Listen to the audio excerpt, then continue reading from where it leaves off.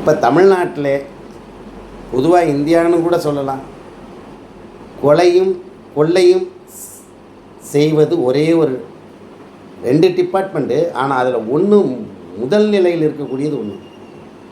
அது என்ன? கொலையும் கொள்ளையும் செய்கிறது. இதை இப்போ எப்படின்னாக்கா, கொலையும் செஞ்சுட்டு கொள்ளையும் அடிக்கிறாங்க, கொள்ளையும் செஞ்சு கொள்ளையை அடிச்சுட்டு கொலையும் செய்கிறாங்க. அது எது? மருத்துவத்துறை. இது நான் கண்ணால் பார்த்தவன், அனுபவித்தவன். மருத்துவத்துறை தான் இப்போ நம்பர் 1 இருக்கிறது கொலையிலையும் கொள்ளையிலையும். இது அத்தனையும் ரத்து செய்யப்படுது. தனியார் மருத்துவமனைகள் தமிழ்நாட்டில் கிடையாது, எல்லாம் அரசுடைமையாக்கப்படும்.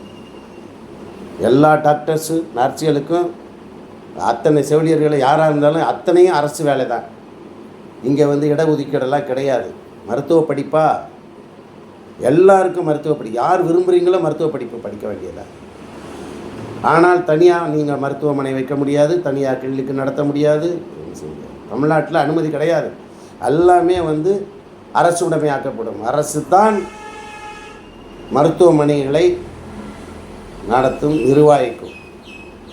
ஒவ்வொரு பஞ்சாயத்துலையும் இருக்கக்கூடிய நிர்வாகத்தின் கீழே 10 கிலோமீட்டருக்கு உள்ள ஒவ்வொரு மருத்துவமனை அனைத்து வசதிகளுடன் கூடிய அறுவை சிகிச்சை மையமாக செயல்படும். இப்படி தான் கொண்டு வரப்போம். இது திட்டம். மருத்துவமனைகள் அனைத்தும் அரசு உடைமை.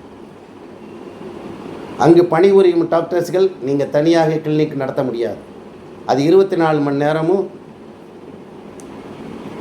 ரொட்டேட் முறையில் 8 மணி நேரம் தான் உங்களுக்கு வேலை. 3 ஷிஃப்ட்டு. முதல்ல இதுக்கு காவல்துறைக்கு சொன்ன மாதிரி 6 to 2,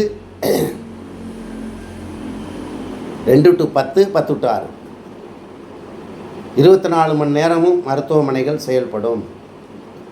அனைத்து வசதிகளுடன் கூடிய மாற்று உடல் உறுப்புகள் அறுவை சிகிச்சை செய்யக்கூடிய அளவிற்கு அனைத்து வசதிகளும் நிரம்பிய மருத்துவமனைகளாக ஒவ்வொரு பஞ்சாயத்துலேயும் 10 கிலோமீட்டருக்கு ஒரு மருத்துவமனையில் அமைக்கப்படும்.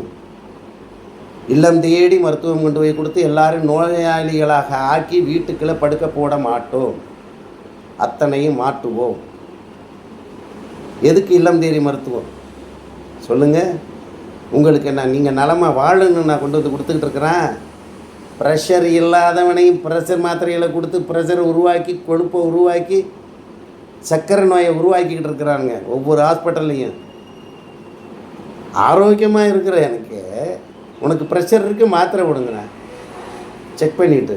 நம்மளுக்கு தெரியுமில்ல நம்ம உடல்நிலை, அவன் என்ன சொல்ல முடியும்? ஆனால் இந்த ப்ரெஷர் இரத்த கொதிப்பை உருவாக்குவது அத்தனையும் யார்?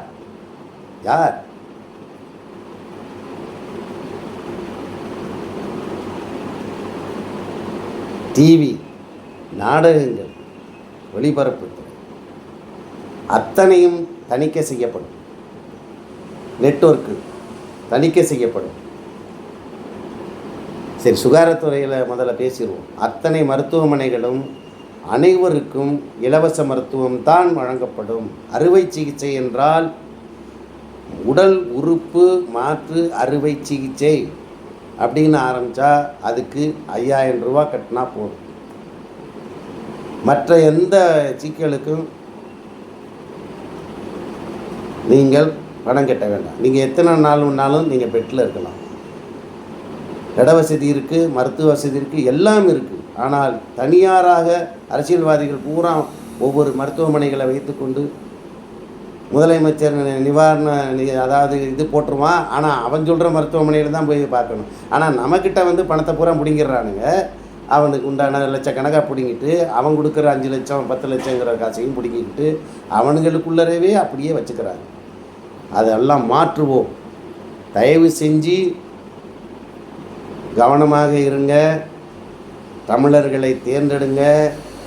தமிழனுக்காக, தமிழர்களுக்காக, தமிழ் மக்களுக்காக, தமிழ் நாட்டுக்காக அகில உலக தாய் தமிழ் முன்னேற்றக் கழகத்தை தேர்ந்தெடுத்து நலமுடன் வாழ்வதற்கும் வருங்கால சந்ததி வளர்வதற்கும் வாழ்வதற்கும் நன்றாக சிந்தித்து செயல்படுங்கள் என்று சொல்லிக்கிறேன். அதே நேரத்தில் இந்த மருத்துவத்துறையில் என்ன சிலர்